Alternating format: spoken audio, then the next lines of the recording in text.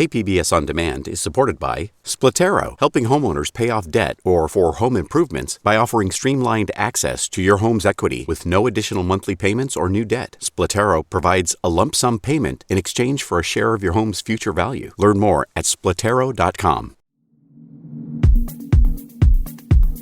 Today is the final day of voting in the 2020 election. Polls in San Diego County open at 7 o'clock this morning. As of last night, the registrar reported receiving more than 1.1 million ballots from early voters. There are 1.95 million registered voters in the county. KPBS is following today's voting, and we will bring you the updates on how things are going at the polls throughout the day and on into the evening. We'll also have early results that come in overnight on Wednesday morning. The Vista Unified School District has shifted 3 more schools to online learning for 2 weeks after more COVID-19 cases were reported among students and staff. The changes affect Vista High School, Madison Middle School, and Roosevelt Middle School. In an online update posted at the end of last week, the district said 13 students and 1 staff member have tested positive for COVID-19 since in-person learning resumed on October 20th. The district said all of the cases were contracted outside of the school. The observance of the Day of the Dead wrapped up on Monday, and this year it was a little different. The annual Latinx tradition took on a special meaning in San Diego as traditional altars were filled with pictures of people lost to COVID-19. Lori Saldana is a former assemblywoman and the co-creator of the COVID-19 Victims Memorial Project. She said this year their altars included information on the virus. We've added an educational element to them. And some of the items we put on the altars, actually, we put masks on the skulls. We've reminded people with backdrops that not everyone, as you said, is affected by this. Essential workers are being killed more often by this virus than other people in San Diego. The coronavirus pandemic has hit Latinx communities especially hard, with the Latinx community here accounting for 62% of total positive coronavirus cases and 50% of the deaths. It's Tuesday, November 3rd. You're listening to San Diego News Matters from KPBS News. I'm Annika Colbert. Stay with me for more of the local news you need to start your day.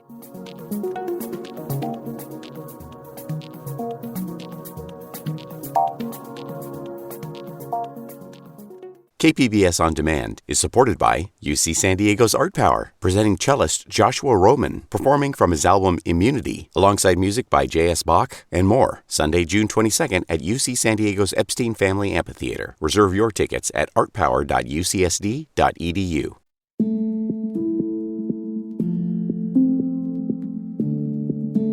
KPBS's Steve Walsh is down at the polls this morning just as they opened. He's called in to talk to KPBS's Deb Welsh to report in on what it looks like out there. Here's that interview. Good morning, Steve. First things first.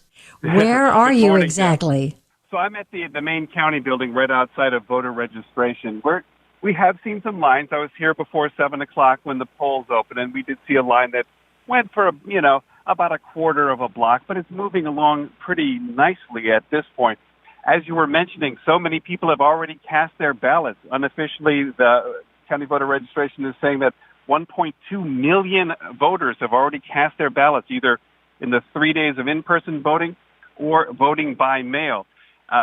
San Diego County has about 1.95 million voters, so you got to figure that this is the bulk of the voters, but what we're hearing is we might see 80 to 85% turnout today, so things could still go late tonight. Right, that would be something. Have you had a chance to talk to any of those people who are lined up to vote by chance?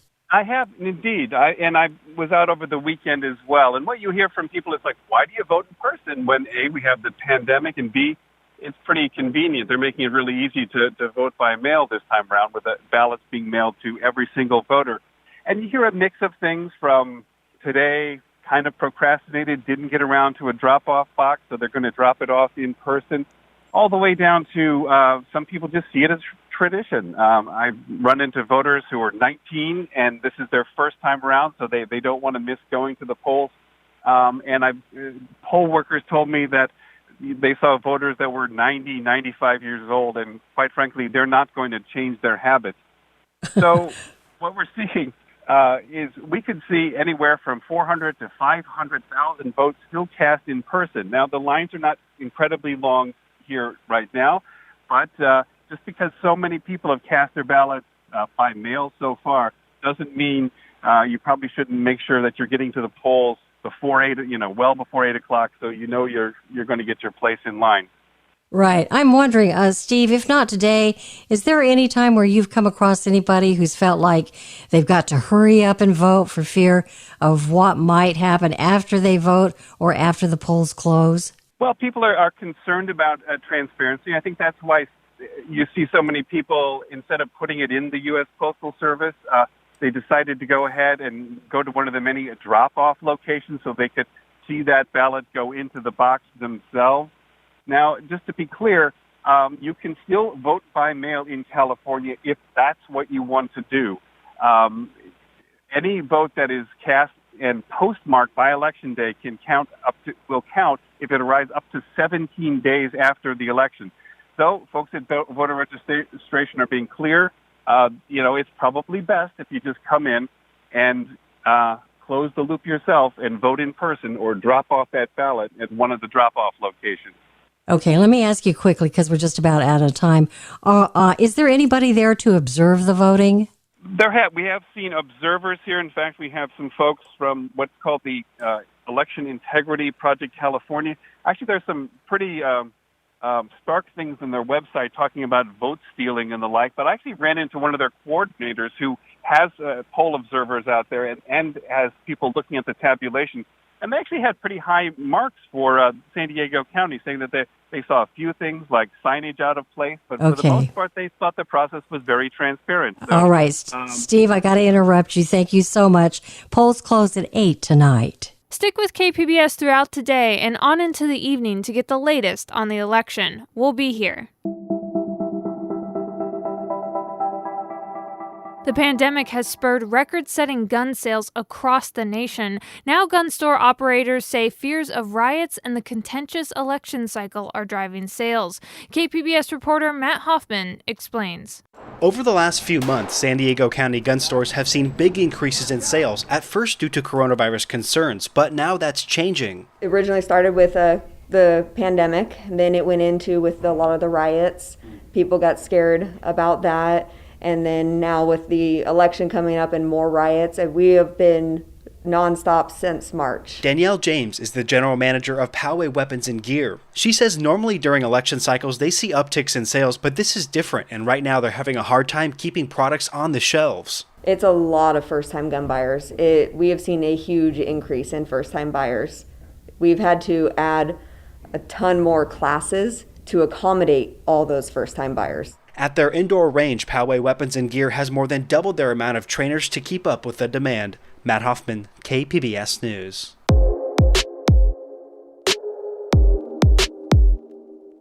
Hospitals plan year-round for disasters that could send a wave of patients their way, and the tensions around the election day have them on high alert. KPBS reporter Taryn Mento tells us how hospitals are planning for emergency events they hope never happen. The job of Monique Imroth is to always be ready for worst-case scenarios. She's the director of emergency management at UC San Diego Health. No one wishes they were wrong more often than me, right? But that said, the leaders of this organization depend on me and my team to say, we think this could be a problem. That includes wildfires, a COVID-19 surge, and this year, the election. Imroth, who also co-chairs the San Diego Healthcare Disaster Coalition, says hospitals are prepared in case any demonstrations turn violent. There could be crush injuries all the way up to knifing or gunshots that could induce trauma.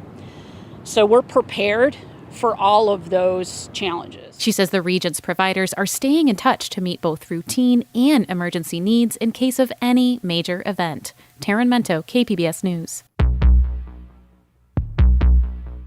On Monday, faith and community leaders united with former gang members from across San Diego in a public effort to call for a season of peace. KPBS reporter Jacob Baer has more on what this looks like during a pandemic. The Season of Peace campaign asks gangs to agree to stop shootings from Thanksgiving through January 1st, 2021. Alberto Vasquez is with the Commission of Gang Prevention and Intervention and says he is a real-life example that reform is possible. It has become normalized for us to grow up in communities with gangs and violence. We're here to lift a message of hope. This is the 8th year that the Community Assistance Support Team has brought their service efforts to individuals and families impacted by gun violence. The campaign will also include community walks of peace, street-side memorial services, faith-sponsored peace meals, and organized outreach. Jacob Ayer, KPBS News. Coming up on the podcast, American legions across the country have been a meeting place for veterans and their families. But then the pandemic happened. We have about 423 posts in California, and I'm fairly certain a good 20% of them are in danger of financially having to close their doors. That story next, just after the break.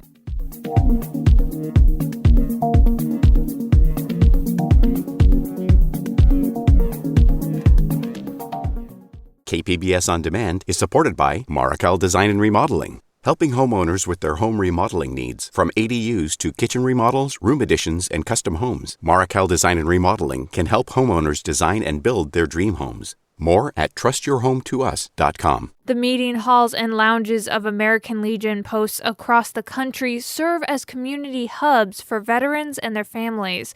But during the pandemic, many have had to shut their doors or at least scale back what they do. That's meant a big hit for some of their bottom lines, and it's forced them to find new ways to raise money. From Los Angeles, Robert Garova reports for the American Homefront Project.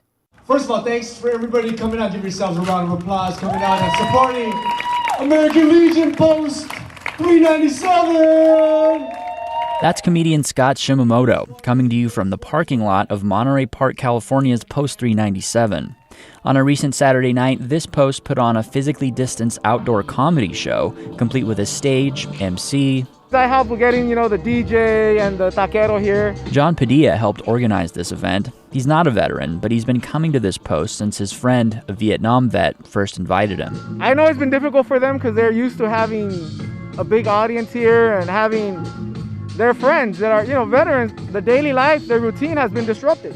Gabriel Suarez has been commander of this post for the past decade.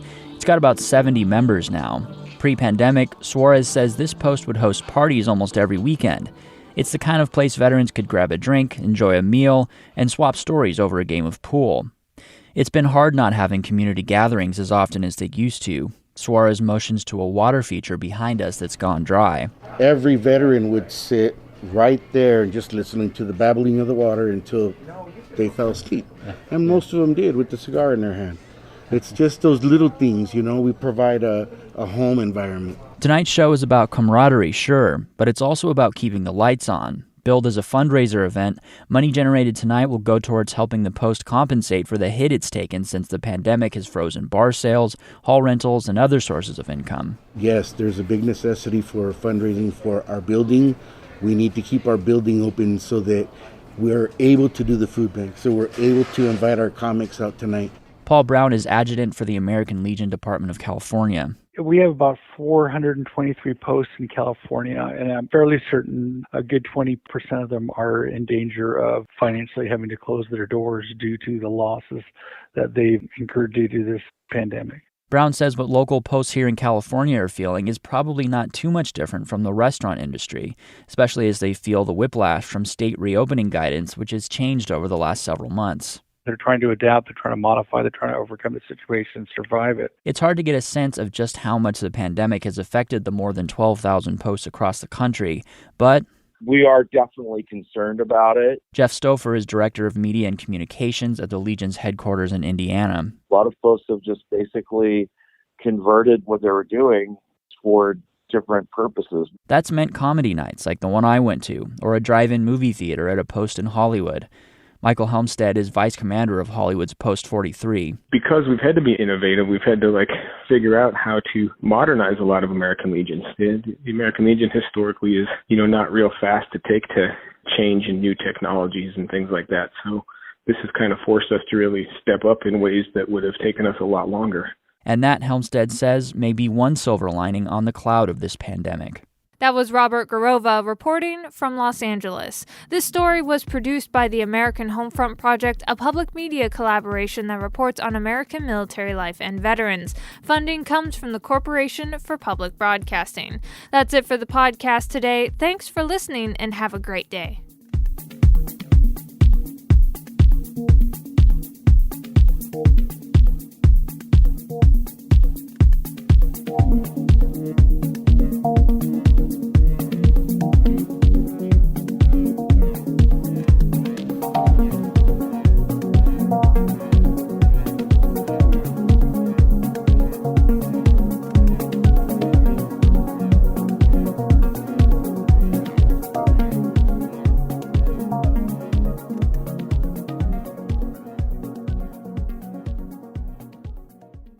KPBS On Demand is supported by Paint Care, offering households and businesses in California more than 800 leftover paint drop-off sites for recycling.